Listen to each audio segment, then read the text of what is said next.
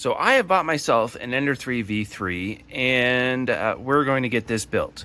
Now the reason why I bought an Ender 3 V3 is I haven't had an Ender 3 since I sold my actual Ender 3 for a while, even though this one is a completely different style to the Ender 3.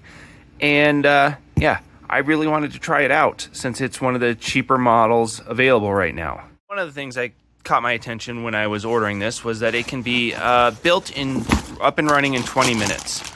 Let's see how well that goes. With everything out of the box, yeah, this is quite nice.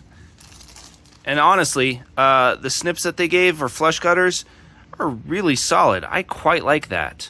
And honestly, the aesthetics of the black and silver are awesome. It looks really cool, and we just need to secure these 6 bolts into those holes. Okay, the 6 bolts are confirmed into place. Now I need to, I think, back here, oh, helps if I showed it. Back here, we need to secure this now.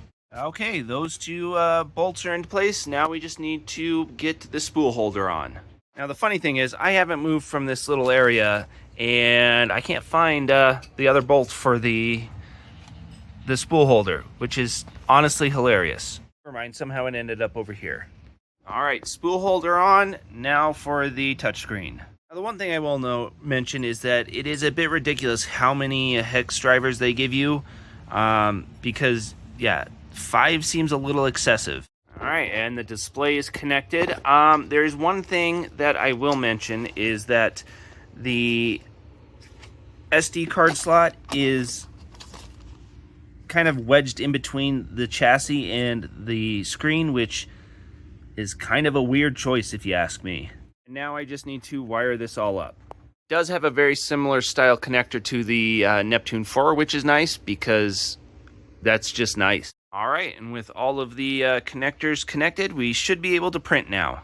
Yeah, I always forget to make sure this is in the correct position. Thankfully I was looking at the instructions, so yeah. Always make sure it's in the correct voltage, because otherwise it won't turn on. I do love the fact it's just got a BL Touch installed directly in it. That's kind of funny. Now, I'm not gonna lie, this leveling process has taken quite a bit. Definitely not within the 20 minutes that they were saying you could be up and running and printing, because this has almost been like, I want to say probably 5 minutes, maybe longer. But it also really did not like being plugged into my power supply that runs my computer. Or my power supply didn't like it. Not power supply, that's the wrong word. I was going to say APU, but I don't think that's correct. UPS, that's the word I was looking for, UPS. My UPS did not like this being plugged into it, so it's just plugged into the wall now. But it's still going. And as I was ranting about all of that, it was actually done and ready to print. And the only file on here is just called shovel. So we're going to send it.